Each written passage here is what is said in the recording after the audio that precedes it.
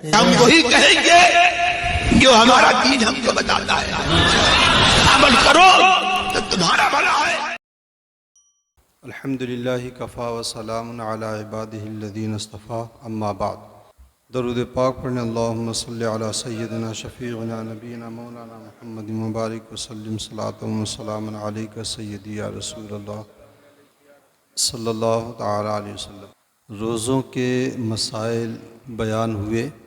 بھاگتی دنیا میں ہر شخص اپنی امیدیں پوری کرنے کے پیچھے لگا ہوا ہے، لیکن ہوتا وہ ہے جو اللہ تبارک و تعالی چاہتا ہے۔ اس حوالے سے نبی رحمت صلی اللہ علیہ وسلم نے امت کو بہت پہلے خبردار کر دیا تھا، اور امید اور لالچ کے حوالے سے اللہ کے رسول صلی اللہ علیہ وسلم نے کچھ خطوط کھینچ دیے تھے۔ اگر ہم ان پہ گہری نظر رکھیں تو امید ہے کہ ہم نبی رحمت صلی اللہ علیہ وسلم کے بتائے ہوئے فرمان سے بہت کچھ سیکھ سکتے ہیں۔ میں نے گزشتہ سال کچھ حدیثوں کا درس دیا تھا، وہ حدیثیں میں ترک کر رہا ہوں۔ انہی کے بعد کچھ حدیثیں ہیں امید اور لالچ کے حوالے سے، تو یہ 2-4 روز تک ان حدیثوں کا درس ہوگا، اس کے بعد زکوٰۃ کا مسائل اور اس کا بیان ہوگا۔ ایک تمثیلی طور پہ اللہ کے رسول صلی اللہ علیہ وسلم نے صحابہ کو سمجھاتے ہوئے ایک مثال سے ذریعہ سمجھایا تھا۔ بڑی خوبصورت مثال ہے، اگر آپ سمجھ جائیں تو بہت اچھا ہوگا، نہیں تو میرے پاس قلم تو نہیں ہے ورنہ میں قلم سے سمجھا دیتا۔ حضرت عبداللہ رضی اللہ تعالیٰ عنہ سے مروی حدیث،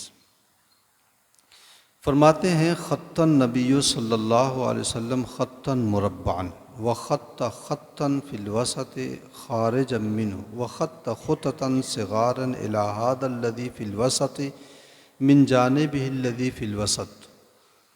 اللہ کے نبی صلی اللہ علیہ وسلم نے ایک چوکور لکیر کھینچی، کھانا بنایا، تو وہ جو چوکور خانہ بنایا تو بیچ کا جو حصہ ہے وہ انسان، اور جو چاروں طرف سے لکیریں کھینچ دی ہیں یہ انسان کی موت ہے جو اس کو گھیرے ہوئے، انسان اس کے آگے نہیں بڑھ سکتا ہے۔ تو فرمایا ہے کہ خط مربعاً ایک چوکور لکیر کھینچی، وخط خطاً فی الوسط، اور پھر اس چوکور لکیر کے بیچ میں ایک لکیر لمبی سی کھینچی، خارج منہ جو چوکور لکیر سے نکلی ہوئی تھی۔ آپ قلم دیجئے میں کھینچ کے بتا دیتا ہوں۔ یہ پوری اس لکیر کی تصویر ہے۔ یہ جو چوکور لکیر ہے یہ خانہ، یہ انسان کی موت ہے، اور بیچ کا جو حصہ یہ انسان ہے، انسان اس کے آگے نہیں بڑھ سکتا ہے۔ اور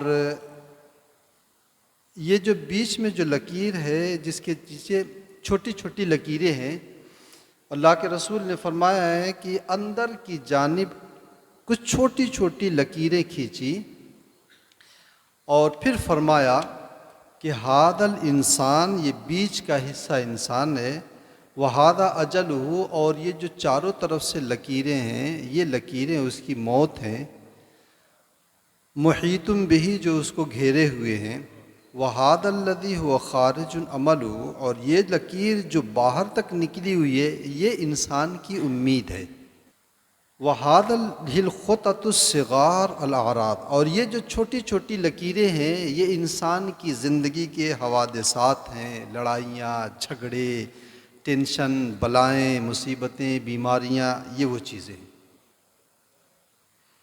تو یہ اللہ کے رسول صلی اللہ علیہ وسلم نے فرمایا،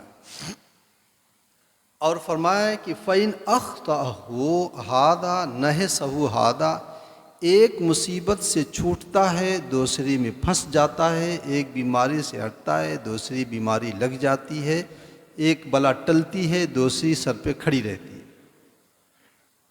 فرمایا ہے کہ فَإِنْ أَخْطَأَهُ هَذَا نَحَسَهُ هَذَا، اگر اس سے بچا اس نے ڈس لیا، اس سے بچا تو اس نے ڈس لیا۔ مطلب کیا ہے؟ انسان کی فطرت ہے کہ انسان کی زندگی مصائب و آلام میں گھری ہوئی ہے، ہر طرح کی پریشانیاں، بلائیں، ٹینشن اس کو رہتی ہیں، مال کی اس کو پڑی رہتی ہے، حالانکہ موت اس کے سر پہ کھڑی رہتی ہے، کب آ جائے کسی کو نہیں پتہ کہ کس کی موت کب آ جائے، پہلے بچہ مرے گا کہ پہلے دادا مرے گا، اس کا کوئی ٹھکانہ نہیں ہے۔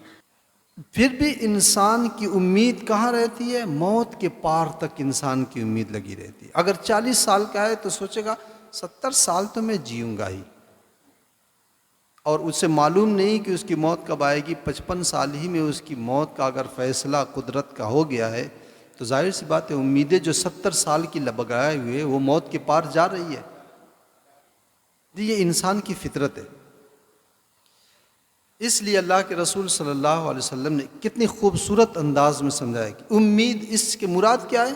امید آدمی مختصر رکھے، چھوٹی رکھے، بہت دور تک کہ آدمی نہ سوچے، بس جو ہے کہتے ہیں نا کہ جتنی چادر و پاؤں اتنا ہی پھیلایا جائے، تو امیدیں چھوٹی آدمی رکھے۔ امیدیں جتنی لمبی رہیں گی آدمی اتنا زیادہ بھاگا پھرے گا۔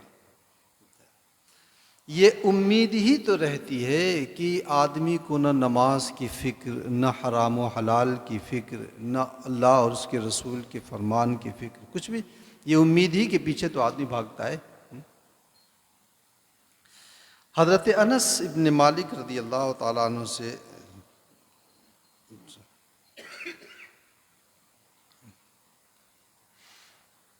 حضرت انس ابن مالک رضی اللہ تعالیٰ عنہ سے ایک حدیث مروی ہے۔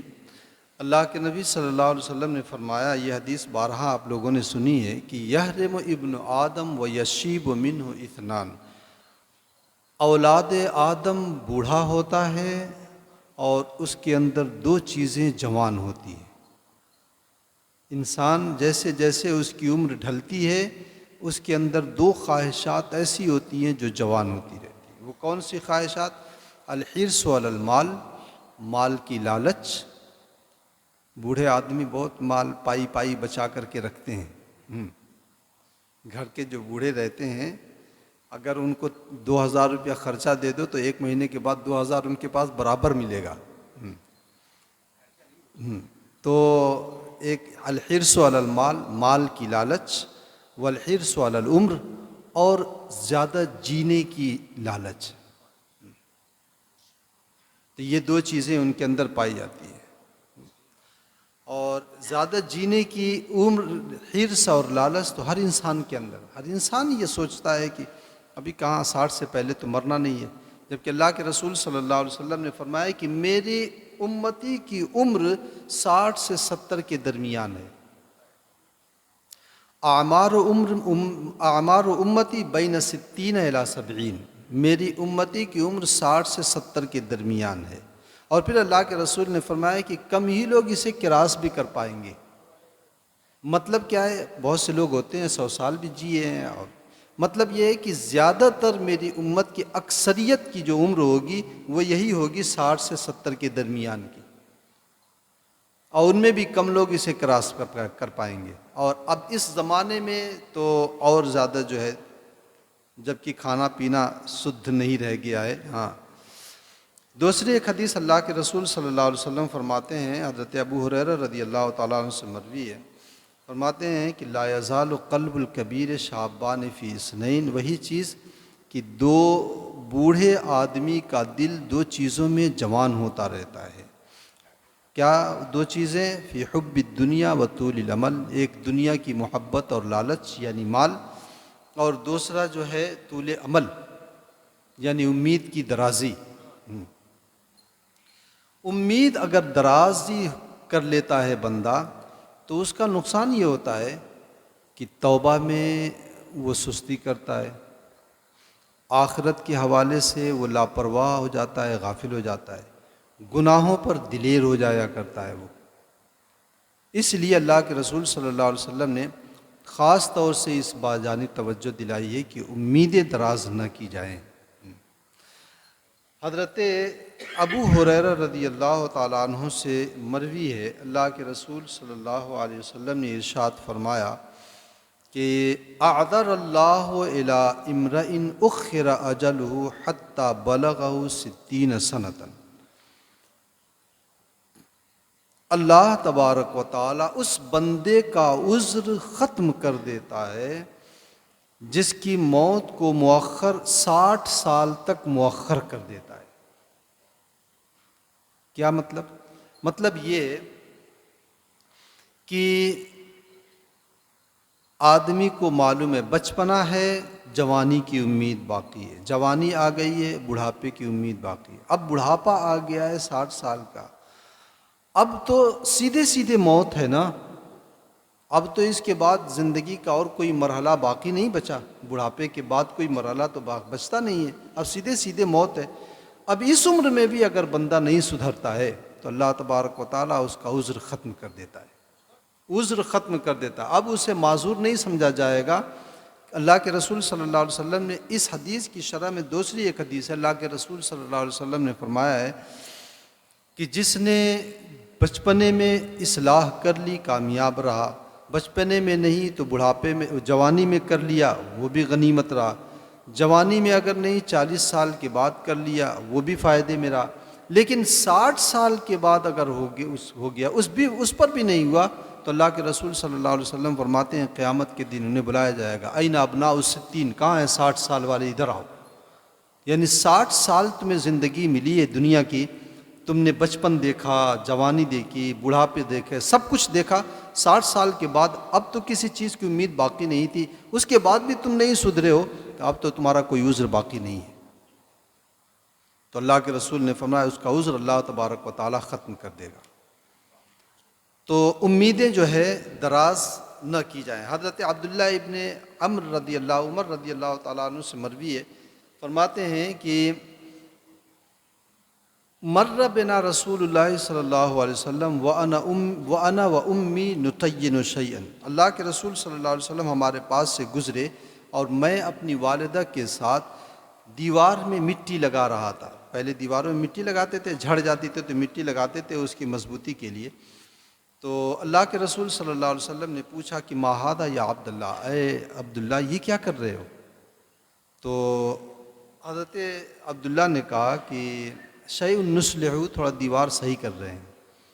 تو اللہ کے رسول نے فرمایا الامر اسرع من ذالک، موت اس سے تیز تیری طرف بڑھ رہی ہے۔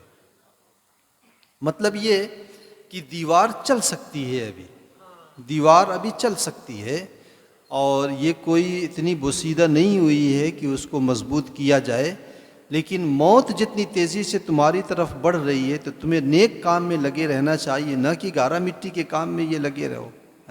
ہو سکتا ہے کہ یہ دیوار گرنے سے پہلے یا گھر جو ہے ویران ہونے سے پہلے تمہاری زندگی ہی ختم ہو جائے۔ تو اللہ کے رسول نے فرمایا الامر اسرع من ذالک، موت اس سے تیزی سے تمہاری طرف جو ہے بڑھ رہی ہے۔ حضرت عمرو ابن شعیب رضی اللہ تعالیٰ عنہ سے مروی ہے، اللہ کے رسول صلی اللہ علیہ وسلم، حضرت سفیان ثوری سے مروی ہے، کہتے ہیں لیس الزہد فی الدنیا بلبس الغلیظ والخشن واکل الجشب انما الزہد فی الدنیا قصر العمل۔ ایک حدیث میں، اس حدیث کے علاوہ ایک حدیث بتا دے، اللہ کے رسول صلی اللہ علیہ وسلم نے ایک حدیث میں ارشاد فرمایا ہے کہ اس امت کی پہلی کامیابی یقین اور زہد میں ہے، اور پہلی خطا جو ہے بخل اور امید میں ہے۔ مطلب کامیابی کی بنیاد زہد میں ہے۔ زہد کا مطلب ہے دنیا سے کنارہ کش ہونا۔ دنیا سے کنارہ کش ہونے کا مطلب کہ دنیا میں گم نہ ہونا، بقدر ضرورت آدمی دنیا میں رہے، جتنی ضرورت ہے بس اتنا ہی ہے۔ جیسے بعض صوفیہ نے فرمایا کہ دنیا میں اتنا ہی رہنا چاہیے جتنا آدمی کو قضائے حاجت لگے اور وہ لیٹرنگ میں جائے، جتنی دیر وہاں بیٹھنا گوارا کرتا ہے دنیا میں اتنا ہی جی لگائے، اس سے زیادہ دنیا جی لگانے کی جگہ نہیں ہے۔ تو اللہ کے رسول نے فرمایا کہ بھلائی کی جو بنیاد ہے اس امت کی وہ یقین یعنی اللہ تبارک و تعالیٰ کے ارشادات، اللہ کے فرمان کے اوپر یقین، احکام اسلام کے اوپر، والزہد اور دنیا سے بے تعلقی، بس بقدر ضرورت آدمی دنیا میں رہے جتنی دنیا میں ضرورت ہو۔ اور اس امت کے فساد کی جڑ کیا ہے؟ کنجوسی اور امید کا دراز کرنا، بخالت۔ یہ مال کی بخالت ہی تو ہوتی ہے، لڑائی جھگڑا جو ہوتی ہے، لڑائی جھگڑا ہوتا ہے باپ کے مال کے بٹوارے میں، ایک بھائی دبا لیا، دوسرا بھائی مظلوم ہو گیا، تو یہ بخالت ہی تو ہوتی ہے مال کی، وہ آدمی اس کا حق نہیں دینا چاہ رہا، اس سے بڑی بخالت اور کیا ہو سکتی ہے؟ تو اس حدیث کے بعد حضرت سفیان ثوری رضی اللہ تعالیٰ عنہ نے فرمایا کہ زہد دنیا میں، زہد اس بات کا نام نہیں ہے کہ آدمی موٹے جھوٹے کپڑے پہنے، روکھا سوکھا کھائے، اور جو ہے آدمی جو ہے دنیا سے کنارہ کش ہو جائے، فقیروں کی زندگی گزارے، یہ جو ہے زہد نہیں ہے۔ آج کل لوگوں کا تصور یہی ہوتا ہے اور اسی وہم میں مبتلا ہیں اور سوچتے ہیں کہ وہ فقیر کیسا جو رکھے پیسہ۔ تو اگر کوئی عالم دین ہے یا کوئی بزرگ ہے، اس کے پاس اگر پیسہ رہتا ہے تو آدمی اسے بزرگ سمجھتا ہی نہیں ہے، حالانکہ اگر وہ جائز طریقے سے اس کا پیسہ ہے اس کے پاس تو اس میں کیا قباحت ہے۔ ہاں، اس پیسے میں اس قدر جی لگ جانا کہ اس کی وجہ سے فرائض و واجبات چھوٹ جائیں، یہ غلط ہے۔ یہ اگر چیز ہے تو پھر ایسی صورت میں وہ بزرگ نہیں ہے۔ تو آدمی یہی سوچ رہے ہیں کہ جو موٹا جھوٹا پہنے، روکھا سوکھا کھائے، اور اگرچہ جو وہ بے روزگار ہو، بھنگی چرسی ہو، وہی جو ہے متصوف ہے، وہی صوفی ہے، اور وہی جو ہے زاہد دنیا ہے۔ نہیں، ایسا نہیں ہے، بلکہ دنیا اللہ تبارک و تعالیٰ نے ہم انسانوں ہی کے لیے پیدا کیا ہے۔ جائز طریقے سے اپنی ضرورت کو، دنیا سے اپنی ضرورت کو پوری کرنا، یہ اللہ تبارک و تعالیٰ نے ہمیں حق دیا ہے۔ ہاں، دنیا میں اس طریقے سے گم ہو جانا کہ اللہ کی نافرمانی ہو جائے، رسول اکرم صلی اللہ علیہ وسلم کی نافرمانی ہو جائے، یہ چیز بری چیز ہے۔ حضرت امام مالک رضی اللہ تعالیٰ عنہ سے پوچھا گیا تھا کہ زہد کسے کہتے ہیں؟ تو حضرت امام مالک رضی اللہ تعالیٰ عنہ نے فرمایا کہ طیب الکسب، حلال کمائی، و قصر العمل، اور امید کوتاہ رکھنا، امید زیادہ لگائے نہ رکھنا، اور اپنی کمائی کو حلال رکھنا۔ حلال کمائی سے عبادت میں جی لگتا ہے، اور امید کے کوتاہ اور چھوٹی رکھنے سے آدمی گناہوں پر جری نہیں ہوتا ہے، اور اللہ تبارک و تعالیٰ کی بارگاہ میں وہ توبہ جلدی کرتا ہے، وہ ذرا سے بھی اس سے غلطی ہوتی ہے وہ توبہ کر لیتا ہے۔ ایک آخری حدیث حضرت ابو کبشہ انماری رضی اللہ تعالیٰ عنہ سے مروی۔ حدیث کا یہ حصہ میں نے تقریر میں ایک مرتبہ بیان کیا تھا، شاید آپ کو یاد ہو، اور اس کے دو حصے ہیں، میں دوسرا والا حصہ بیان کرنا چاہتا ہوں لیکن پوری حدیث سنا دیتا ہوں۔ اللہ کے رسول صلی اللہ علیہ وسلم سے حضرت ابو کبشہ روایت کرتے ہیں، فرماتے ہیں میں نے اللہ کے رسول کو فرماتے ہوئے سنا، ثلاث اقسم علیہن واحدثکم حدیثا فاحفظوا، تین باتیں میں قسم کھا کر کے کہتا ہوں۔ یاد آیا؟ تین باتیں ایسی ہیں جس پر میں قسم کھا رہا ہوں۔ وَأُحَدِّثُكُمْ حَدِيثًا فَاحْفَظُوا، اور ایک بات تمہارے لیے میں بیان کرتا ہوں، اسے گانٹھ کر کے رکھنا، اسے حفاظت سے رکھو، یاد کرو۔ پہلی وہ تین چیزیں جس کو اللہ کے رسول نے فرمایا میں قسم کھاتا ہوں۔ دیکھیں، قسم حضور صلی اللہ علیہ وسلم کوئی بات قسم کے ساتھ ذکر فرمائے یا بغیر قسم کے ذکر فرمائے، وہ بہرحال سچی ہی ہوگی۔ اللہ کے رسول صلی اللہ علیہ وسلم کی باتوں کا سچا ہونا اتنا ہی ضروری ہے جتنا ضروری اللہ تبارک و تعالیٰ کا سچا ہونا ضروری ہے، کیونکہ بس فرق اتنا ہے کہ اللہ تبارک و تعالیٰ کا سچا ہونا بھی ذات ہے، اور رسول اکرم صلی اللہ علیہ وسلم کا سچا ہونا بالعرض ہے، اللہ کی عطا سے ہے۔ لیکن اللہ تبارک و تعالیٰ نے کہیں کہیں قسم زیاد فرمائی ہے، جیسے لا اقسم بہذا البلد وانت حل بہذا البلد، تو اس کا یہ مطلب تو ہے نہیں کہ وہ بات میں کوئی شبہ تھا، نہیں، یہ صرف تاکید کے لیے ہوتا ہے، اس کی اہمیت جتانے کے لیے کہ بندے اس کی اہمیت کو جانیں۔ ہاں، بندے سمجھتے نہیں ہیں اس کی اہمیت، لیکن جانیں اس کی اہمیت کو۔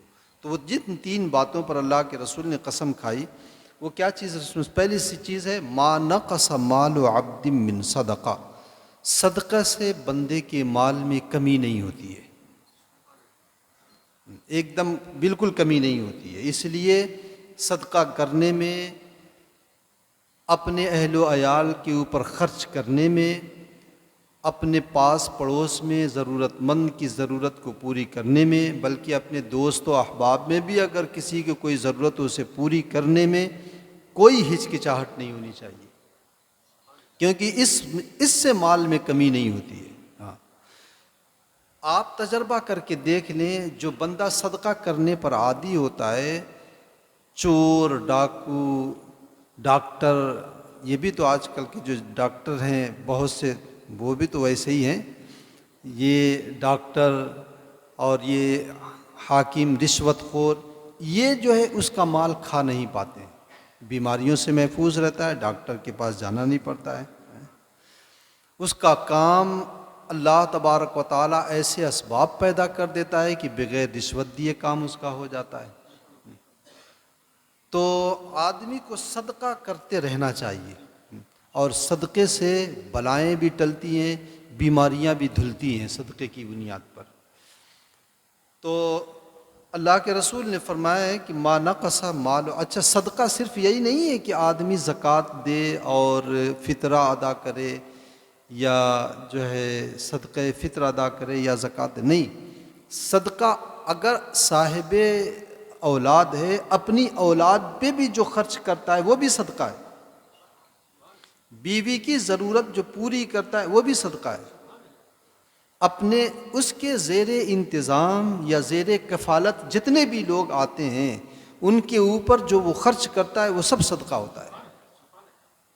تو صدقہ صرف یہی صدقہ نہیں ہے کہ آدمی کہے کہ صدقہ بہت کرتا ہوں اور سب اپنے بچوں ہی کے اوپر خرچ کرے، مطلب اپنے غریبوں، محلے، دوست، یار یا رشتہ داروں میں جو ضرورت مند ہوں ان کو بھی یاد کیا جائے۔ وَلَا ظُلِمَ عَبْدٌ مَظْلِمَةً صَبَرَ عَلَيْهَا إِلَّا زَادَهُ اللَّهُ بِعِزًّا، جس بندے کے اوپر کوئی ظلم و زیادتی ہو اور وہ اس ظلم و زیادتی پر صبر کر لے جائے تو اللہ تعالیٰ اس کی عزت میں اضافہ کرتا ہے۔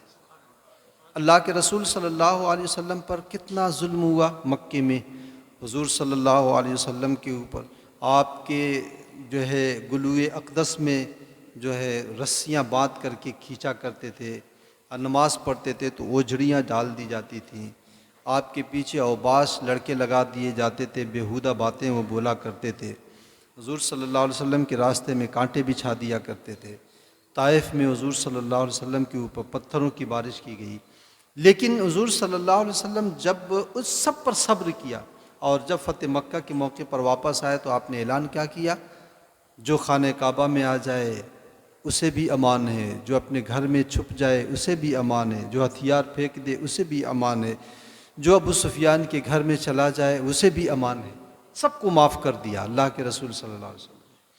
اور اس کو اللہ رب العزت نے کتنی عزت دی کہ آج تک نبی رحمت صلی اللہ علیہ وسلم کی واہ واہی ہو رہی ہے دونوں عالم میں تمہاری واہ واہ۔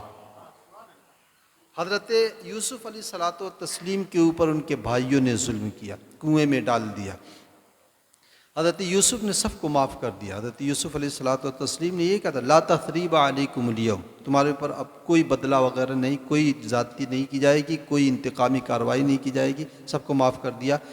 اس کے بدلے میں اللہ تبارک و تعالیٰ نے کیا دیا؟ نبوت کے مقام پر، بادشاہت کے مقام پر، وہی بھائی جو کل ان کے اوپر ظلم کر رہے تھے وہ ان کے سامنے سجدہ کر رہے ہیں۔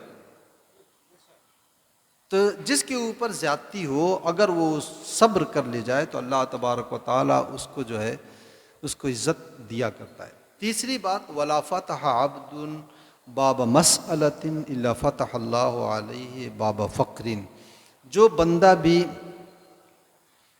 مانگنے کا دروازہ کھول دیتا ہے تو اللہ تعالیٰ اس کے اوپر محتاجگی کا دروازہ کھول دیتا ہے۔ ہاتھ پھیلایا نہیں کہ محتاجگی کا دروازہ کھلا۔ اس لیے جو ہے اگر ضرورت ہے، واقعی ضرورت ہے تو آدمی عزت کے ساتھ کسی سے لے، لیکن بلا ضرورت جو مانگتے ہیں ان کو ہر وقت مانگتے ہی دیکھا جاتا ہے، وہ چاہے ذلت کے ساتھ مسجدوں کے دروازے پر بیٹھ کر کے مانگیں، چاہے عزت کے ساتھ کسی سیٹ کے یہاں جا کر کے ان کی جو ہے چکنی چپڑی باتیں کر کے وہ وصول کریں، وہ چاہے جس انداز سے وصول کریں، جو شخص مانگنا شروع کرتا ہے تو اس کو ہمیشہ مانگتے ہی دیکھا جاتا ہے۔ بہانے الگ الگ رہتے ہیں، کوئی کٹورا لے کے راستے میں بیٹھ جاتا ہے، کوئی جبہ و دستار میں جا کر کے آفس میں بیٹھ جاتا ہے، لیکن وہ ہوتا وہی ہے۔ حضرت ملا علی قاری علی رحمت و رضوان نے اس کی شرح میں ایسے لوگوں کی مثال اس کتے کی طرح دی ہے، جس کتے کو کوئی کھانا مل جائے اور وہ کھانا اپنے منہ میں دبائے، کوئی روٹی یا گوشت کا ٹکڑا اپنے منہ میں دبائے ہوئے وہ صاف شفاف جگہ کی طرف نکلے کہ کہیں صاف ستھری جگہ ملے تو بیٹھ کر کے کھاؤں، اور راستے میں اسے ایک صاف شفاف چشمہ ملا، پانی ملا جو یا نہر ملی، اس میں اس نے اپنی تصویر دیکھی تو سوچا کہ کوئی دوسرا کتا ہے، اس کے منہ میں کھانا ہے، تو وہ بھی چھیننے کے چکر میں وہ بھونکنے لگے تو وہ کھانا بھی چھوٹ کے بہہ جاتا ہے۔ تو اسی طریقے سے یہ شخص بھی ہوتا ہے، ادھر سے مانگ کے لاتا ہے، ادھر سے جاتا ہے۔ جو پیشہ ور منگتے ہوتے ہیں اولاً تو ان کے پاس مال جمع نہیں ہوتا ہے، اور اگر مال جمع ہو بھی جاتا ہے تو وہ اس مال سے فائدہ اٹھا نہیں پاتے، زندگی بھر وہ فقیر ہی دکھتے ہیں، رہتے بھی ہیں، زندگی بھر وہ فقیر دکھتے ہیں اور فقیر رہتے ہیں۔ تو جو شخص بھی جو ہے دروازہ کھولا مانگنے کا تو پھر اللہ تبارک و تعالی جو ہے۔ اچھا، آخری چیز جو اصل میں بیان کرنا تھا، اما الذی احدثکم فاحفظوہ، وہ چیز جو تمہیں یاد کرنے کی ہے میں بیان کرنا چاہتا ہوں، وہ یہ ہے، انما الدنیا لاربعۃ، دنیا چار لوگوں کی ہے، یعنی دنیا میں چار طرح کے لوگ رہتے ہیں۔ کون کون لوگ؟ عبد رزقہ اللہ مالا وعلما، ایک وہ بندہ جسے اللہ نے مال بھی دیا اور علم بھی دیا۔ مال کو صوفیہ نے اور علماء نے فرمایا کہ مال جو ہے یہ سانپ ہے، اور علم جو ہے یہ تریاق ہے۔ سانپ جب ڈستا ہے تو اس زہر کو دور کرنے کے لیے تریاق کی ضرورت پڑتی ہے۔ تریاق ایک علاج ہوتا ہے جو زہر وغیرہ کو کاٹتا ہے، زہر کا کاٹ کہہ لیجئے۔ تو سانپ جب بھی ڈسے گا تو اس کا ایک کاٹ چاہیے، تو علم جو ہے اس کا کاٹ ہے۔ تو اگر مال کے ساتھ علم ہے تو علم بتائے گا کہ یہ مال کہاں خرچ کرنا ہے، کہاں خرچ نہیں کرنا ہے، اور اگر علم نہیں ہے تو مال کہیں بھی لے کر کے جائے گا، انسان کو ہلاکت میں لے کے۔ مال کی زیادتی آتی ہے، آدمی کے اندر بے راہ روی پیدا ہوتی ہے، وہ نہ جانے کون کون سے گناہوں میں مبتلا ہو جاتا ہے۔ لیکن اگر علم ہوتا تو وہ علم جو ہے اسے ان گناہوں سے روک لیتا، بتاتا کہ یہ چیزیں جو ہے جائز نہیں۔ تو اللہ کے رسول صلی اللہ علیہ وسلم نے فرمایا ہے کہ ایک وہ بندہ جسے اللہ نے مال بھی دیا اور اس کے ساتھ علم بھی دیا، اور اس کا عمل کیا ہے، فَهُوَ يَتَّقِي فِيهِ رَبَّهُ، وہ مال میں اللہ تبارک و تعالیٰ سے ڈرتا ہے۔ ڈرنے کا یہ مطلب کہ مال کا حق ادا کرتا ہے۔ حق ادا کرنے کا مطلب جہاں خرچ کرنا چاہیے خرچ کرتا ہے۔ یصل رحمہ، وہ اپنے رشتہ داروں میں کے ساتھ صلہ رحمی کہتا ہے، جو ضرورت مند ہیں ان کا خرچہ دیکھتا ہے، اپنے اہل خانہ کا خرچہ دیکھتا ہے، علم پر عمل کرتا ہے۔ تو اللہ کے رسول نے فرمایا فہذا بافضل المنازل، یہ سب سے بلند درجہ انسان ہے جسے علم بھی ملا مال۔ دوسرا وہ بندہ جسے اللہ رب العزت نے صرف علم دیا، مال نہیں دیا۔ لیکن اللہ تبارک و تعالیٰ نے علم دیا، مال نہیں دیا، لیکن وہ نیت کا سچا ہے، اس کے دل میں ارادہ یہ ہے کہ کاش مال میرے پاس بھی آ جاتا تو میں بھی اس کی طریقے سے نیک کام میں خرچ کرتا، اپنے رشتہ داروں کی دیکھ بھال کرتا، غربا یتیموں کو پالتا، دینی کام میں خرچ کرتا۔ تو اللہ کے رسول صلی اللہ علیہ وسلم نے فرمایا کہ فَأَجْرُهُمَا سَوَاءٌ، دونوں کا اجر و ثواب برابر ہے۔ ہاں، اس کا مطلب یہ ہے کہ نیکی کی امید کرنا، آرزو کرنا بھی نیکی ہے۔ اللہ کے رسول صلی اللہ علیہ وسلم نے فرمایا ہے کہ انسان کے اعمال 7 طرح کے ہیں۔ ایک عمل ایسا ہے کہ اس کا بدلہ ایک نیکی جس سے ملتی ہے، وہ کیا ہے کہ آدمی نیکی کا ارادہ کرے لیکن نیکی کر نہ پائے، تب بھی اس کے نامہ اعمال میں نیکی لکھ دی جاتی ہے۔ اچھا، 2 ہو گئے۔ تیسرا، ایک وہ بندہ جسے اللہ نے صرف مال دیا ہے، علم نہیں دیا، یتخبطہ فی مالہ، وہ اپنے مال میں ہاتھ پاؤں مارتا ہے بغیر علم کے، یعنی جدھر سے چاہتا ہے مال اٹھاتا ہے، جدھر چاہتا ہے خرچ کرتا ہے، جائز ناجائز، حرام حلال کا کوئی فرق نہیں کرتا ہے، مال لینے میں، دینے میں، خرچ کرنے میں، نہ مصرف کے جائز و ناجائز میں کی پرواہ کرتا ہے، نہ مال کے لینے میں جائز و ناجائز کی پرواہ کرتا ہے۔ تو اللہ کے رسول صلی اللہ علیہ وسلم، اور پھر مال ہے اس کے پاس لیکن وہ مال میں اللہ سے ڈرتا نہیں ہے، صلہ رحمی نہیں کرتا ہے، اپنے رشتہ داروں کی خبرگیری نہیں کرتا ہے، تو اللہ کے رسول صلی اللہ علیہ وسلم فرماتے ہیں فَهَذَا بِأَخْبَثِ الْمَنَازِلِ، یہ بدترین درجے کا انسان ہے۔ اور چوتھا، وہ انسان جسے اللہ تبارک و تعالیٰ نے نہ مال دیا، نہ اس کو جو ہے علم ملا، لیکن وہ یہ سوچتا ہے، یہ آرزو کرتا ہے کاش کہ مجھے بھی اس کی طرح مال ملتا تو میں بھی اسی کی طرح عیش کرتا، میں بھی اسی کی طریقے سے جو ہے مال اڑاتا۔ تو اللہ کے رسول فرماتے ہیں یہ دونوں کے دونوں اجر میں برابر ہیں، دونوں کو دونوں جو ہے گناہ میں برابر ہیں۔ تو یہ 4 طرح کے لوگ ہیں۔ ایک ہی ایسا درجہ ہے جس کی آرزو ہمیں کرنی چاہیے کہ اللہ تعالیٰ ہمیں 2 درجے، کہ اللہ تبارک و تعالیٰ ہمیں یا تو صاحب علم اور صاحب مال دونوں بنائے، یا پھر صاحب علم بنائے اور مال کی آرزو کے حوالے سے نیک نیت ہمارے اندر اللہ تبارک و تعالیٰ پیدا کر دے۔ اللہ تعالیٰ ہم تمام لوگوں کے اس پر عمل کی توفیق عطا فرمائے۔ اللہم صلی علی سیدنا شفیعنا نبینا مولانا محمد مبارک وسلم، صلاۃ و سلام دائما علیک سیدی یا رسول اللہ صلی اللہ علیہ وسلم۔ اللہم ربنا تقبل منا انک انت السمیع العلیم وتب علینا انک انت التواب الرحیم، وصلی اللہ علی النبی الکریم وعلی آلہ وصحبہ اجمعین برحمتک یا ارحم الراحمین۔